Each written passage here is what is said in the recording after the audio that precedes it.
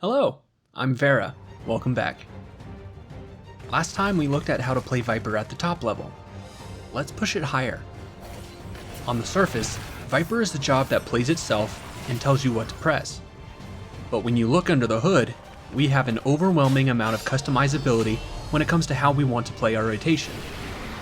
Because basically everything we know at this point in time is based off what was revealed in the media tour, advanced or non-standard Viper gameplay is still a work in progress, and will require a lot of spreadsheeting and in-game testing.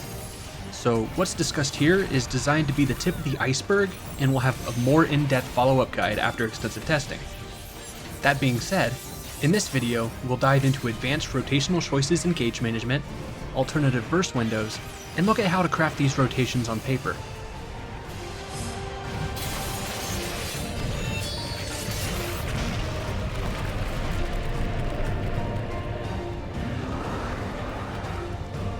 This guide requires you to have a solid understanding of Viper. If you're unsure, click the bubble in the top right corner of the video, or in the description that'll take you to the other videos in this guide series. You can find the rotation planner used later in this video there as well. As a disclaimer, potencies discussed in this video are subject to change. Once Dawntrail is fully released, I will make a comprehensive 7.0 guide that condenses this series with the updated potencies. So let's get right into it. Every single Viper combo has a different GCD timer. We can abuse this. The general priority from the basic guide stands. Don't drop your buffs, don't overcap resources. But how we go about that is up to us and how it will play into fight mechanics. And there's some adjustments we can make to squeeze out more damage. The main thing we care about is our 2-minute burst window into raid buffs. We can alter this rotation a bit to make sure both our opener and burst window line up better, so that our highest hitting abilities can be affected by the increased multiplier. The standard opener starts with the Dreadwinder combo into Reawaken. It's fine, it does the job. It gets our debuff and buffs up and running, and an important resource on cooldown immediately. But at current values, it only puts about 75-50 potency into raid buffs. Whereas if we do something like this puts 85-50 potency into buffs. It starts with the same debuff application, and just by rushing haste buff and delaying Dreadwinder by 5 seconds, it puts the high potency twin blade combos and a dual wield finisher under buffs, which right now is the same potency as the generation in Legacy. This will most likely be the new general purpose opener we'll want to use. Last video gave an example of a rotation that leads into our even minute burst with the 2 leading dual wield combos. This was to ensure that you don't drop the 30-second dual wield combo finisher buff after the 2-minute awaken. It's not the only way. There may be situations in a fight that would allow you to lead with a better rotation like this. Leading with Dreadwinder and an Uncoiled Fury delayed our burst by 1 second compared to the double dual wield lead. This made it so that the first generation lands under raid buffs while the dual wield version missed it. In full uptime scenarios, these changes are a bit more straightforward, and most of your customizing will be determined by fight mechanics. The easiest way to complicate Viper is to introduce true downtime. With true downtime, we need to plan our rotations for each active phase to make sure we don't drop our buffs or overcap if we can help it. We also need to fit as much potency per second into these active windows. With sections of downtime, we need to pay more attention to how we spend our resources and when. There's a lot of factors we need to consider. What part of the fight are we on? Where does my fate need to go? Will it conflict with an off-global slot?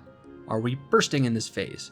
Do I have enough gauge, or can I get enough gauge before burst? How many Dreadwinders can I fit? Do I need to hold or send rattling coils? The list can go on. Optimizing fights with a lot of downtime is all about resource management. With Viper, yeah, we have hard resources like Dreadwinder and offerings, but the most important resource we have is time. At 0 skill speed with haste buff, a dual wield combo takes 6.36 seconds, a twin blade combo takes 7.65, Uncoiled Fury is 2.97, and Reawaken takes 11.22. Break it down further and we get these values. We can combine some of these combos by mixing and matching them. We can also prioritize high potency actions during active phases, and probably more uses that can be worked out. This is all on paper at the moment. The exceptions are Twin Blade combos and Reawaken. Twin Blade combos can only be extended by Uncoiled Fury, and once you press Reawaken, your next GCDs are locked to the generations and legacies. So when we plan out a rotation for a phase, we can manipulate these timers to fill out the duration with the highest potency per second combos as possible. The tricky part is, the decisions we make in one phase can heavily affect what we can or can't do in the next phase. The longer the downtime, the more precise we have to be since resource management becomes a problem. For example, DSR has a lot of brief periods of downtime that you can easily carry combos and buffs over into the next phase. Top, however, has sections of downtime lasting anywhere from 30 seconds to over a minute, and you lose everything. Optimizing for these two fights are going to look very different. Take Phase 5 of Top, for example, and pretend it's level 100. Run Dynamis Delta lasts longer than your buff timers. There's a burst window with potion immediately after the mechanic. Let's say, as an example, this active phase takes about 35 seconds. The first two rotation examples I have assume we have 50 offerings pooled before going into Delta, and we will have 2 Dreadwinder charges available. The main difference between the two is which reopener we start with. One with the new delayed Dreadwinder opener, and one that rushes Dreadwinder. Just in this 35-second snippet, the delayed Dreadwinder opener wins slightly by having a 100 potency lead over the rush. This extra potency is from the dual wield combo, compared to a Dreadfangs and Uncoiled Fury. The low Dreadfangs was to ensure Nash doesn't drop, and I placed it there instead of in between RAs since raid buffs are more likely to be late in this phase. So this has a chance to put another generation under buffs. Now let's look at a rotation after Sigma ends. The delayed version sets us up better for the Omega burst window since we have about 10 extra gauge from the dual wield finisher last active phase. The rushed version is now 10 gauge short and needs to do a split double RA in order to get to that second RA. What I came up with here still puts 2 Ouroboroses under buff, but still slightly lose out in the total potency in the active phase compared to the delayed version because we were forced to spend a lot of time building gauge with the lower potency per second dual wield combos. And we end up overcapping a coil because of it, so it's technically even more of a loss.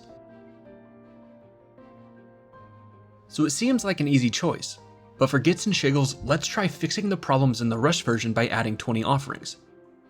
We hypothetically get this extra gauge from dead zoning throughout the earlier phases. Doing this allows us to use the same rotation in both versions after Sigma, ending with the same total potency for the active phase. Therefore, the only difference between these two is the 100 potency difference purely in the first reopener. On paper, the delayed double RA reopener wins. But hold on. That 35-second timer was just an estimate for the sake of the example. If you look at the logs for this active phase, that first burst phase actually lasts closer to 33 seconds. The last Ouroboros on the delayed spreadsheet goes up at 34.66. Uh-oh. Just by decreasing the active fight length by 2 seconds, it completely invalidated our higher potency double RA reopener. We now just lost 1350 potency, because it also clips into the 4th legacy here. Even if you rushed that last Ouroboros and dropped the 4th generation in legacy, you still lose 850 potency. I found that the only way for this reopener to work is to run a 2.38 base GCD, faster than the job action reveal. But the substat trade-off to get there is almost certainly going to make this a loss compared to 2.5. But if we looked at the rushed version, we easily fit 2 entire RAs into the phase at 2.5 GCD, and end on Ouroboros with breathing room in case we're late to hitting the boss. And it's now 350 total potency ahead of the delayed reopener. And to take it even further, in this very specific scenario, dropping that lone Dreadfangs manages to let us fit an Uncoiled Fury at the end. This means we drop our debuff during the second Reawaken, but despite this, it still sims higher overall DPS. I guess the 800 potency gain outweighed the missing 10% damage debuff for 12 seconds. I'm not sure if this is entirely accurate, but it's still worth mentioning. Now, to get an accurate read of optimizing the fight, we need the whole context of it from start to finish. And this example was isolated to 2 back-to-back burst phases. There will be active phases where it would possibly be better to prioritize gauge generation to enable these burst phases. Depending on fight timers, sending an unnecessary uncoiled fury or even an odd-minute RA, while technically a gain for that phase, may delay rotations too much and complicate future phases by not having enough gauge, like in the first iteration of the rushed reopener. Optimizing for something like this will require working out beforehand.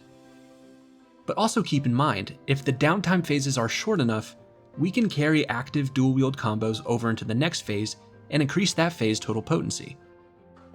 To reuse the graphic from earlier in the video, we can start a dual wield combo at the end of one phase, open the next phase with a Dreadwinder combo to apply the debuff and refresh our buffs, then use our finisher. This will work as long as the time between our last finisher and we use our next finisher falls within that 30-second buff window, and we obviously have to make sure that we have a Dreadwinder charge available. There may also be situations where we can carry Reawaken over into the next phase for a gain. I'm thinking specifically of Top's transition into phase 2. For comparison, an optimized Reaper rotation in this phase has you enter Shroud before the transition, then open with Communio, Harvest Moon, and Gluttony to get 3 hard-hitting cleaves onto 2 targets. Now, I haven't scrutinized the timings yet, but if Viper starts RA early and carries the 3rd and 4th generation and Ouroboros over into the transition, since RA GCDs also cleave, it would put 2700 potency onto 2 targets. So 5400 total potency because as of right now, they don't have any fall off. These 3 GCDs only take about 3 seconds, so it would fit into the small window where both Omega F and M are cleavable.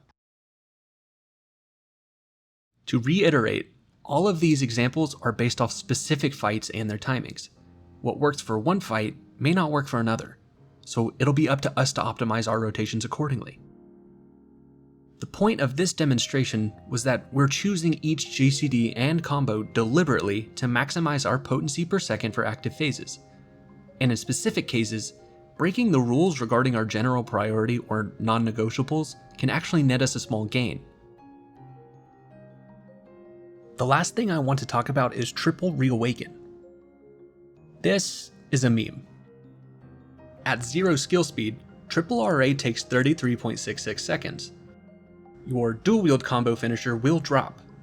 Medicated buff only lasts 30 seconds, so you can't fit 3 full RAs into it anyway. And even trying to fit 3 Ouroboroses would require you to cut one of your RAs short, which is 850 potency loss for each generation in Legacy. The only single possibility at the moment where I could see fitting triple RA into a pot window working at 0 skill speed is at a 625 or 630 kill time where the last GCD you press is Ouroboros.